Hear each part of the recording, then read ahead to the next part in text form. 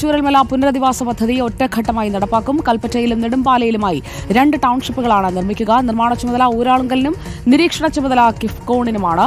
ടൗൺഷിപ്പിന് പുറത്ത് താമസിക്കാൻ ആഗ്രഹിക്കുന്നവർക്ക് 15 ലക്ഷം രൂപ നൽകുമെന്ന് മുഖ്യമന്ത്രി പിണറായി വിജയൻ പറഞ്ഞു. മുണ്ടക്കൈ ചൂരൽമല ഉരുൾപൊട്ടൽ അതിതീവ്ര ദുരന്തമാക്കിയുള്ള പ്രഖ്യാപനം വൈകിയെന്ന് കേന്ദ്രത്തിനെതിരെ മുഖ്യമന്ത്രി വിമർശനം ഉന്നയിച്ചു. ദുരന്തബാധിതരുടെ കടം എഴുതിത്തള്ളണമെന്നും മുഖ്യമന്ത്രി ആവശ്യപ്പെട്ടു. കോട്ടപ്പടി വില്ലേജിലെ നെടുമ്പാല എസ്റ്റേറ്റും കൽപ്പറ്റ വില്ലേജിലെ എൽസ്റ്റോൺ എസ്റ്റേറ്റുമാണ് ടൗൺഷിപ്പിനായി തിരഞ്ഞെടുത്തിരിക്കുന്നത്. എൽസ്റ്റോൺ എസ്റ്റേറ്റിൽ ഒരു കുടുംബത്തിന് 5 സെൻറ്റും നെടുമ്പാലയിൽ 10 സെൻറ്റുമായിരിക്കും നൽകുക. ടൗൺഷിപ്പുകളിൽ വീടുകൾക്ക് പുറമെ വിനോദത്തിനുള്ള സൗകര്യങ്ങൾ, മാർക്കറ്റ്, ആരോഗ്യകേന്ദ്രം, വിദ്യാലയം, അംഗൻവാടി, കളിസ്ഥലം, വൈദ്യുതി, കുടിവെള്ളം, ശുചിത്വ സംവിധാനങ്ങൾ ഇവയെല്ലാം സജ്ജമാക്കും. ചൂരൽമല മുണ്ടക്കൈ ദുരന്തത്തെ അതിതീവ്ര ദുരന്തമായി കേന്ദ്രം അംഗീകരിച്ച ഔദ്യോഗിക അറിയിപ്പ് ഇക്കഴിഞ്ഞ ദിവസം ലഭിച്ചിട്ടുണ്ട്.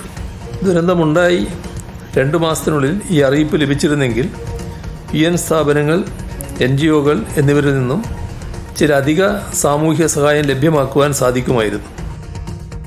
റോഷിപാൽ ചേരുന്നു നമുക്കിപ്പം. റോഷിപാൽ, എങ്ങനെയായിരിക്കും പുനരധിവാസം? എന്താണ് ഇപ്പോൾ ഈ പ്ലാൻ അടക്കം അവതരിപ്പിക്കുന്ന ഈ ഒരു വാർത്താസമ്മേളനത്തിൽ നിന്ന് നമുക്ക് ബോധ്യമാകുന്നത്?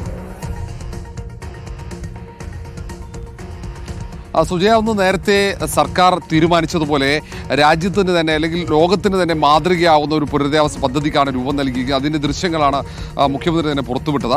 ഒന്ന്, നേരത്തെ തന്നെ ഈ എത്രയും പെട്ടെന്ന് പുനരധിവാസം പൂർത്തിയാക്കുക എന്നതാണ് ഏറ്റവും പ്രധാനപ്പെട്ട കാര്യം. അതിന് വേണ്ടിയാണ് ഈ എസ്റ്റേറ്റ് ഭൂമി ഏറ്റെടുക്കാനുള്ള പ്രാഥമിക പ്രവർത്തനം ഇന്ന് രാവിലെ തന്നെ ആരംഭിച്ചത്. ആ നടപടിക്രമം വേഗത്തിൽ പൂർത്തിയാക്കും.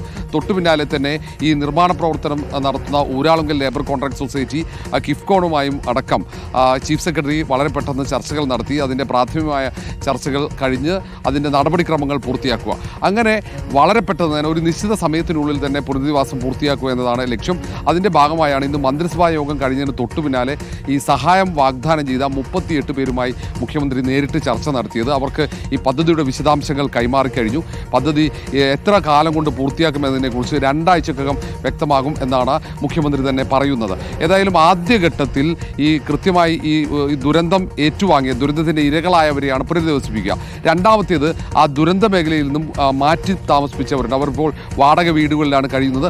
അവരെ കൂടെ പുനരധിവസിപ്പിക്കും. അങ്ങനെ 2 ഘട്ടങ്ങളിൽ പുനരധിവാസം പൂർത്തിയാക്കുക എന്ന ലക്ഷ്യമാണ് സർക്കാരിന് മുന്നിലുള്ളത്. അതും ഒരു നിശ്ചിത സമയത്തിനുള്ളിൽ പുനരധിവാസം പൂർത്തിയാക്കുക. ഏതായാലും ഈ അതിതീവ്ര ദുരന്തത്തിൻ്റെ പട്ടികയിലേക്ക് ഈ മേപ്പാടി ദുരന്തത്തെ ഉൾപ്പെടുത്തിയത് കൊണ്ട് തന്നെ മറ്റ് പല സംഘടനകളിൽ നടക്കം സഹായധനം സർക്കാർ പ്രതീക്ഷിക്കുന്നുണ്ട്. ഇപ്പോൾ തന്നെ കർണാടക സംസ്ഥാനം 100 വീടുകൾ നിർമ്മിച്ച് നൽകാമെന്ന് വാഗ്ദാനം ചെയ്തിട്ടുണ്ട്. അതിന് പുറമെ മറ്റു പല സംഘടനകളും പല MP-മാരടക്കം അവരുടെയൊക്കെ സഹായത്തോടുകൂടി ഈ പുനരധിവാസ പദ്ധതി പൂർത്തിയാക്കാൻ കഴിയുമെന്ന പ്രതീക്ഷയാണ് മുഖ്യമന്ത്രി പങ്കുവെക്കുന്നത്. ഒരു നിശ്ചിത കാലയളവ് വേണം. അത് എപ്പോഴാണെന്ന് 2 ആഴ്ചക്കകം അറിയാൻ കഴിയും എന്നാണ് മുഖ്യമന്ത്രിയുടെ വാക്കുകളിലൂടെ നമുക്ക് മനസ്സിലാക്കാൻ കഴിയുന്നത്. Okay, thank you Roshipal. കേന്ദ്ര പാക്കേജ് അവകാശമാണ് എന്നത് മുഖ്യമന്ത്രി പറയുന്നു.